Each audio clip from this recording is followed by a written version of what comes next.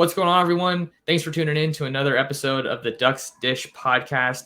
I'm your host, Max Torres, publisher and lead editor of Ducks Digest, covering the Oregon Ducks for Sports Illustrated on Fan Nation. I am joined by Ducks Digest reporter Nick Bass. Today, we're talking about that topic across college football, the initial rankings of the 2021 college football playoff selection committee. Ducks coming in at number 4. I guess we could, just real quick run through, what the rankings are here, off the top here in this episode. 1 through 25, this is what we're looking like. We got Georgia, Alabama, Michigan State, Oregon, 5 Ohio State, Cincinnati, Michigan, Oklahoma, Wake Forest, Notre Dame at 10, Oklahoma State, Baylor, Auburn, Texas A&M, BYU, Mississippi State, Kentucky, North Carolina State at 20, Minnesota, Wisconsin, Iowa, Fresno State, San Diego State, and Pittsburgh. So that's the whole rundown here. Nick, I want to get your thoughts just kind of as we open this one up. What do you think of the Ducks at 4? Well, I was a little bit surprised at the committee putting Oregon at 4 to start things off here. But when you really look at it, it did make sense as to why they're at 4. They really value that head-to-head result over Ohio State, which is, I think, merited. It's very important to make sure those high-profile non-conference games are accounted for when looking at this. And when you looked deeper at Oklahoma, they started them at number 8. A lot of people had them a lot higher, maybe at 2 or 3. But Oklahoma hasn't really beaten anyone yet. Their resume hasn't been fulfilled with any top 25 wins. They do have Oklahoma State and Baylor coming up later on our schedule, so they have a chance to move up. But for now, the committee didn't really give Oklahoma much leeway. So it kind of made sense there. And also Cincinnati, they're undefeated. They do have that top 10 win over Notre Dame, but they are, again, a group of 5 team who don't have quite the level of competition that Oregon does week in and week out. So at the end of the day, it kind of made sense of where everyone fell, in my opinion. Okay. Yeah, I mean, that was definitely higher than I was expecting for Oregon as well. I kind of thought they were going to be, around the 6 range in this first edition of the rankings. You talk about that Ohio State win. That was obviously really big for them. And Fresno State as well. You think about the committee valuing those wins. Those are 2 quality wins for Oregon. And then they also have that win over UCLA that kind of, rings to me as, the biggest wins that they have on their schedule. But you could also, I could see other people maybe critiquing the number 4 spot with that loss to Stanford, given how Stanford's season has shaken out. But I think, just overall, just how important it is to schedule these non-conference games in a year of Pac-12 football where there's seemingly no guaranteed wins. Like, you never know what you're going to get week in, week out. I mean, you could go into any given game.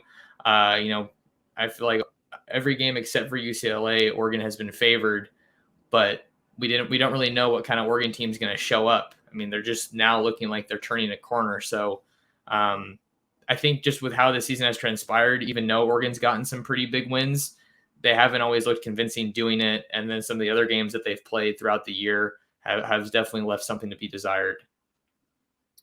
Yeah, I definitely understand that. But I do believe that in the last 2 games, Oregon has played some of their best football of the season, even including the Ohio State game. UCLA, they got off to a poor start, but in those second and third quarters, they really dominated the football game. They had a stretch where they went on a 34-3 scoring run. And Anthony Brown threw a couple of interceptions there late to make it close. But overall, that was a great team win. And then last week against Colorado, it was just domination from the start. And I understand Colorado's a bad team, but people are talking about Ohio State dominating teams like Maryland and Indiana, and they're not particularly good either. So for Oregon to dominate an opponent like they did against Colorado, I think the committee really saw that Oregon can be an elite team, and they're really trending in the right direction going into this home stretch where Oregon has some really tough games down the stretch here with a couple of rivalry games at Washington this coming week. Washington State at home in a couple of weeks. Washington State's won 4 straight conference games. They're no joke. And then, of course, at Utah is going to be a really tough one. Utah at that point could be ranked themselves. They have 3 losses now, but they have Stanford and Arizona coming up after that. They should win both of those games. And then, of course, this Oregon State game last week of the regular season won't be easy. The Beavers are a win from bowl eligibility. They'll definitely be a decent team when they play Thanksgiving weekend. And, of course, at the end, you have the Pac-12 championship game. If the Ducks are lucky enough to get there, that will be another quality opponent, likely Utah again, that the Ducks would play then. So it's a tough stretch for the Ducks. They're in a great position right now at number 4 that as long as they handle their business and keep winning, they should be in the playoff at the end. You talk about that tough stretch, Nick, and I want to stay there for a second. I'm really excited to head on over to Seattle to see what that game is going to look like between Oregon and Washington. Washington winning kind of a bizarre game against Stanford last week, 20 to a jolt of heading into this Oregon game. And even though they haven't looked like a very impressive team over the course of this season, you can never take anything for granted in these rivalry games, right? That's, I think, something that college football, that's a lesson that college football, that rings true in college football every year, no matter what. And their defense still looks pretty good. So I think with their defense being a strength, it's going to be fascinating to see how Oregon's offense matches up with their defense. And we've seen at times how dominant Oregon's defense can look, and Washington's offense has looked really run heavy. And I don't think Dylan Morris is, anything too special at quarterback. But that Washington State game, Pac-12 after dark next weekend when the Ducks come back to Eugene, that'll be really big. The Ducks are rocking a pretty nice winning streak at home, defending Autzen, and then you look to the next week, like you said, with Utah, they look really good. I didn't think that they were going to look this good, mainly because they had that little shakeup with Charlie Brewer leaving the program early on in the season. So it says a lot about them. Credit to Kyle Whittingham for getting that program turned around a little bit when things got off to a rocky start. So that definitely just, goes to your point about them maybe even being ranked by the time the Ducks get into Salt Lake. And then Oregon State, they beat the Ducks last year, so they definitely have some momentum, and they've got to be feeling as confident as they felt in a while with the way that their season's going so far. So lots of big games. And then you got to think, who are they going to meet in the South if the Ducks do take care of business and make it to that Pac-12 championship game. So, I think the rankings are cool because it gives us something to talk about. And I think it kind of just puts the season so far into context, and it gives us kind of a taste of how, Oregon is viewed. But, you see it just with these past couple minutes of what we've talked about. There's still so much ahead of them and so much that can happen for any team in the country. Exactly. Oregon has 5 games left if they make the Pac-12 championship game. And quite frankly, I could see them losing any of them because all the opponents left are of quality.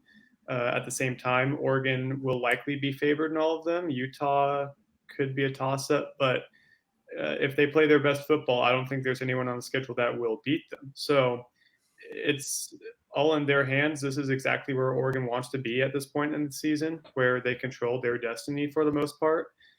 I just want to look back real quick at that Stanford game again. Stanford's now 3-5. They have not looked good recently. That loss is turning out to not look very good.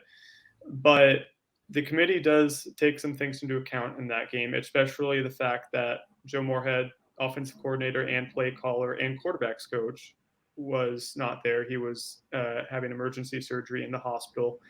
And there is precedence for something like that in the committee.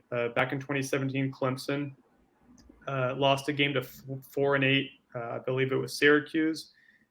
Clemson did not have their quarterback for that game, and Clemson at the end of the season still ended up 12-1, winning their conference and easily made the playoff. I believe they were a 2 seed or something like that. The committee basically discounted the loss with the rest of the resume looking so good, and I think something similar could happen with Oregon here. I mean, beating Ohio State is the best win anyone has in the nation, and I think the committee really respects that. And again, Kayvon Thibodeau wasn't even there for that Ohio State game. It could have been an even more dominating victory if the Ducks had Kayvon Thibodeau there. So it's just a matter of the Ducks taking care of their own business at this point. And I know I say it over and over again, and they have a lot of work to still be done. But this is exactly what you want to hear if you're an Oregon Duck fan. The Ducks being number 4 in the nation in these committee rankings. I like when this Colorado game happened. I was talking to Dylan Rubin King, with Dylan Rubin King about the Colorado game in the last episode of the podcast. Go check that out if you haven't listened to it yet. But I think I kind of viewed that Colorado game as a bit of a tune-up that the Ducks kind of wanted to get when they played Arizona, right? That game was a lot closer than a lot of people thought it was going to be heading into it, and they ultimately didn't look that impressive. At least on offense. The defense definitely did a lot of the heavy lifting there with Jordan McLeod. Seemingly every throw he had was an interception, felt like. I think that the Ducks are looking a little bit better after that Stanford game. And I asked Mario Cristobal, heading into the game against Colorado, kind of a similar situation after a win against Ohio State. You go against a team like Stony Brook. I'm not trying to compare Stony Brook and Colorado directly because obviously they're on different levels, but two fairly lowly teams, and you're coming off a big win over Ohio State, and then last week coming off that win over UCLA. And he was basically saying, we learned our lessons from that Stanford loss, and we know that if we don't play our best football every week, that people are going to take advantage of that.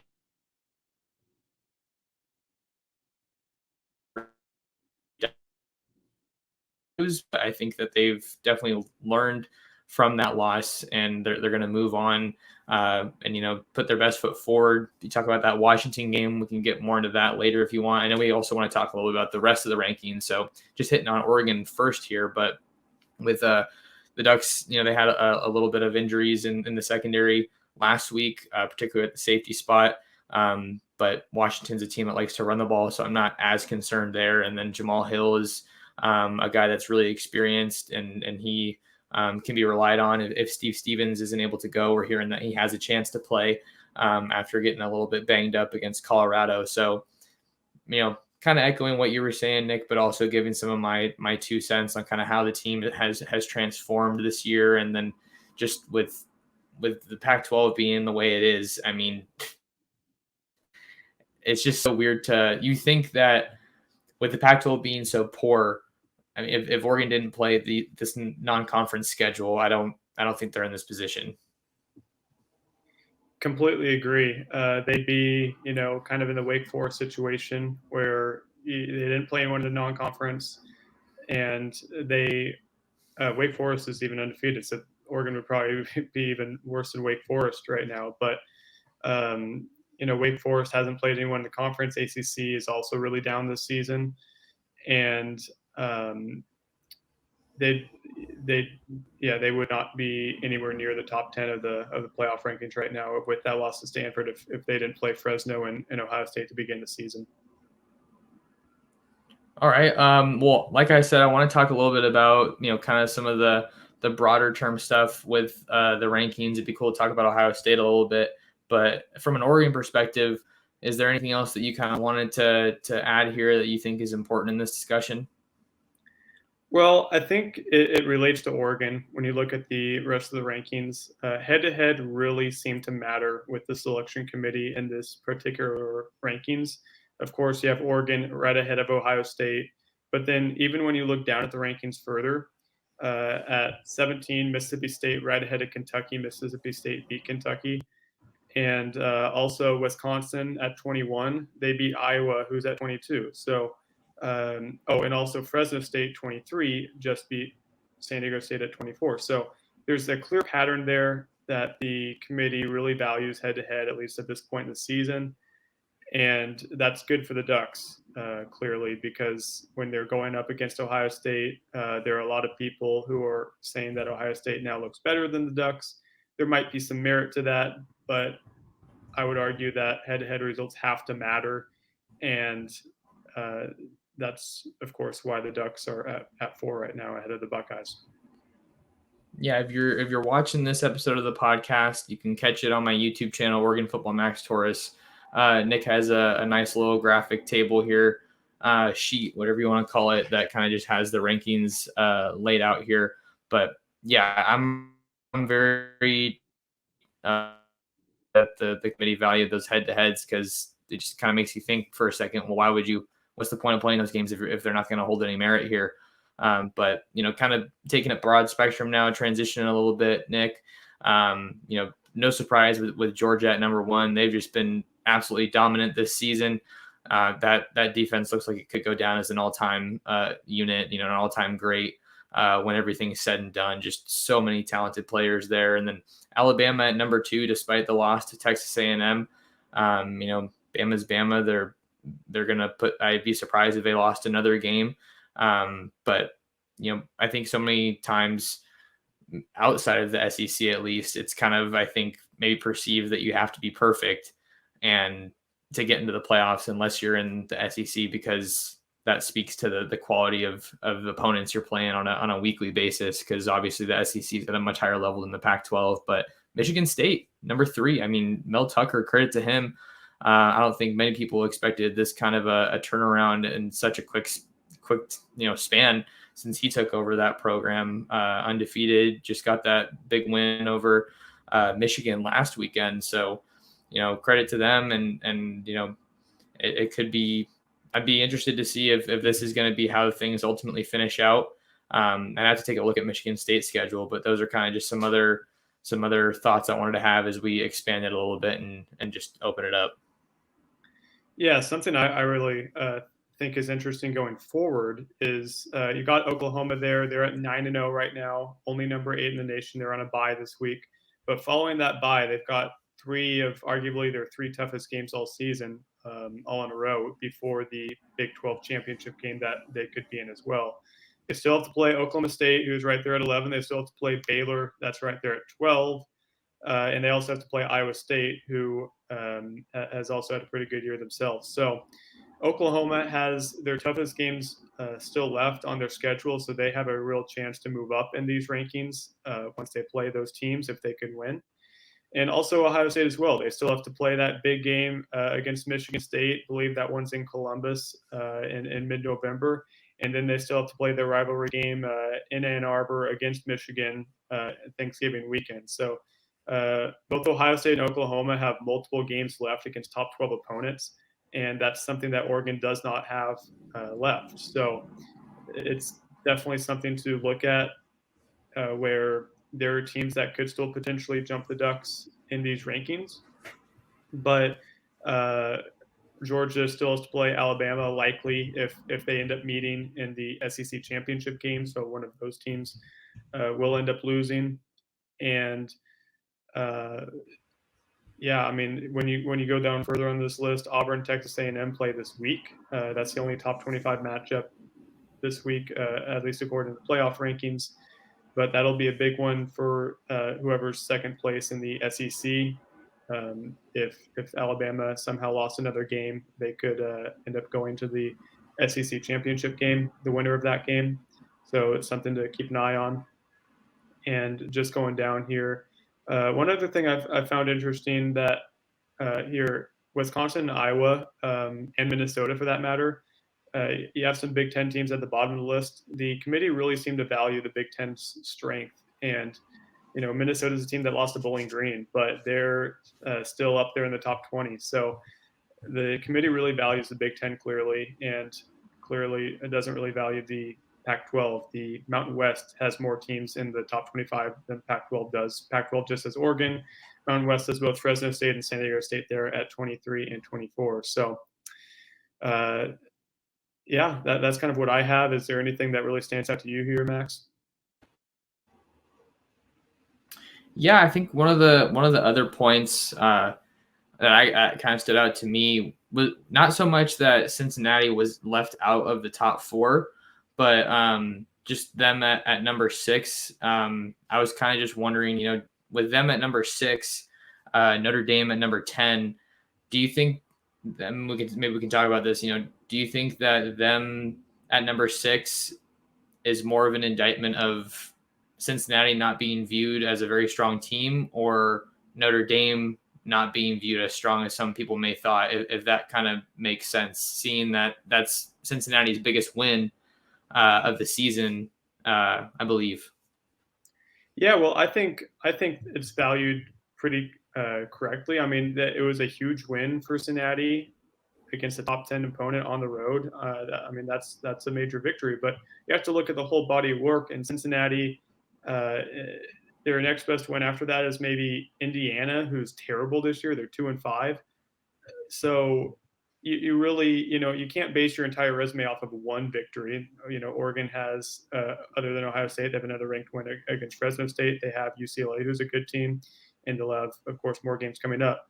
So when you base your resume off of one game, I kind of understand why Cincinnati's number six, especially when you look at the teams above them. Ohio State just beat Penn State, and they had a close loss to the Ducks, who's number four. Oregon, of course, we've talked about them. Michigan State just beat Michigan, who's number seven. Alabama has 5 wins over teams 500 or above. And of course, Georgia, the resume speaks for itself there. They've just been by far the most dominant team in the nation. So while Cincinnati has that huge win against Notre Dame, they don't really have anything else. So I can't really see, I can see why they can justify having Cincinnati 6 below those 5 teams that are above them. Yeah, that's a good point. It was just kind of something that stuck out to me, when I was kind of giving my first glance at the rankings here. And then Wake Forest at 9. I mean, that's another team that they just been awful in years past, but credit to them. It's just bizarre that they're maybe looking like the strongest team out of the ACC when you think about how strong Clemson is year in, year out. I mean, this year is just, my God, I don't even know what the heck is going on in Clemson. And then you also think about UNC and how much promise they showed with all the starters that they had returning from last season, and then high profile quarterback Sam Howell running the show. That's just another storyline that I think you're just really seeing how much of an impact that's had in this first batch of rankings. But at the same time, it's just the first round. I mean, everything that we've said this episode, there's so much that's left to happen, so much that could still happen, a lot of big games left to be played. But I think the only other point I wanted to talk about outside of Oregon was Oklahoma at number 8. I think that it's been cool to see how Lincoln Riley has kind of handled some of the adversity that they faced earlier this season with Spencer Rattler not quite looking like he not playing to the level that a lot of people might have expected. His name was right at the forefront of the Heisman conversation before the season started or at the season's beginning. But just having the wherewithal to be confident enough to make that switch and give Caleb Williams the reins of the offense, and now it looks like Oklahoma is looking a little bit more like we're used to them looking like. Yeah, and like I said before, they've got some huge games left on their schedule. So I believe that if they end up undefeated, they'll definitely find their way into the playoff one way or another. But I definitely understand why they're number 8 right now. I mean, they almost lost to Kansas a couple weeks ago. It would have been, a crazy loss. And their best win is maybe Texas, I think. So, they haven't shown very much against quality opponents, but that'll change soon. That's why we have so many games left, and everything we just said could be irrelevant come next Saturday, because anything can happen, especially in this college football season. There's been a crazy amount of upsets, so we'll just have to sit back and see what ends up happening. All right, well, to wrap it up here on an Oregon angle, Nick, I'm going to put you on the spot, and then I'll answer the question as well. If you're looking at this Oregon schedule the rest of the way, we talked about the games coming up, but just to remind people, Washington on the road, Washington State at home, Utah on the road, and then Oregon State at home to wrap things up. Which one of those games are you maybe the most confident in, and then maybe the most concerned about? Which one kind of gives you some cause for pause? Well, I can answer the one I'm most concerned about is definitely the one in Salt Lake City against the Utah Utes. Utah just dominated UCLA in both sides of the football last week. Of course, UCLA did not have DTR, but it's still going to be an extremely tough game for the Ducks. They might not even be favored in that one, and especially in mid-November down there in Utah. It's going to be cold probably. Ducks aren't quite as used to it being that cold there, and Utah has given the Ducks problems in Salt Lake City in the past. So that's definitely the most concerning game for me. What I'm most confident in, it's pretty tough. I would honestly say, as crazy as it sounds, is this coming game against Washington. It's a rivalry game. I really feel like the Ducks understand what's at stake here against an opponent who, there's been some talk up there in Seattle. And I think this team's going to be ready to come in and really, show them, especially they couldn't play them last year because of COVID. So there's been 2 years of I don't know what the best word is, but 2 years of animosity maybe between the two teams. And I really feel like the Ducks will be ready to go in Seattle against a team that, quite frankly, their offense is terrible. So if Oregon plays their football, their brand of football, I don't think they should have much problem in Seattle this Saturday. I agree with your thoughts on the Utah game. I mean, as these games go along, there's just going to be more on the line. I feel like with each week, and I think that their turnaround has just been so strong, and they have some pretty good backs. I mean, I need to look a little bit more into their defense, but I know that was one of the big kind of additions to watch for them from last year. They brought in some pretty talented running backs, but yeah, I mean, for as far as the most, for the most confident game, I mean, I could see Washington being a game, why it would be confident. I don't know, for some reason, I feel like I want to say Oregon State, even because, I mean, I feel like they've kind of cooled off a little bit since they really, looked like they were in the drive, strong number 2 team. Even at one point, I think in the power rankings for SI, the Pac-12 power rankings, I think I might have slated them at number 1 at one point. But, Oregon lost that game last year. So, I mean, that's going to leave a sour taste in their mouth. And they do get that game at home. So even though Oregon State's looking stronger than it typically does, I mean, the Ducks take care of business at home. And then also for that Utah game, I mean, some of their toughest games this season have been on the road. So I think that they're going to be able to take that experience, in the shoe, on the farm, in the Rose Bowl. And I feel like they play up to their opponents, as far as at least on the road this year. They certainly have played down to some of their opponents at home when you look at, at various times against Stony Brook and then Arizona as well.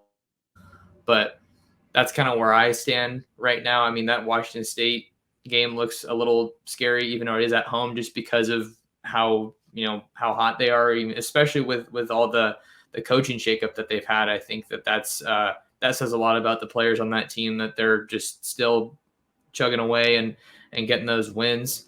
And then they're going to have some experience playing some good teams after, they lost to BYU, but that'll be I think that was a good test for them just to kind of get that game when they did. So we got a lot of other things to see as the season keeps going. But before we get out of here, Nick, is there anything else that you wanted to say? No, that's about it. Just to piggyback on what you were saying about Washington State and Oregon State, those offenses have given the Ducks issues in the past with both how they use the screen game and run the football. So more the reason as to why it's going to be a tough game for the Ducks. All right. Well, we're going to have to keep an eye on all of that. We're going to have a preview podcast for that Washington game. Maven, publisher Dan Rayleigh. So make sure to stay tuned for that one. But before we wrap up here, Nick, where can people find more of you? You can find me on Twitter at NickBat22. That's at NickBat22. And also you can read my articles on DucksDigest.com. Awesome. Go over and make sure to give Nick a follow, and you can find more of our work on DucksDigest.com. You can follow me on Twitter at mtorresports and subscribe to the YouTube channel, Oregon Football Max Torres, and then just the other platforms we're on as well, Instagram, Facebook, and Twitter, all at Ducks Digest. Thank you, folks, so much for tuning into this episode of the Ducks Dish podcast. Appreciate the support, and we will see you in the next one.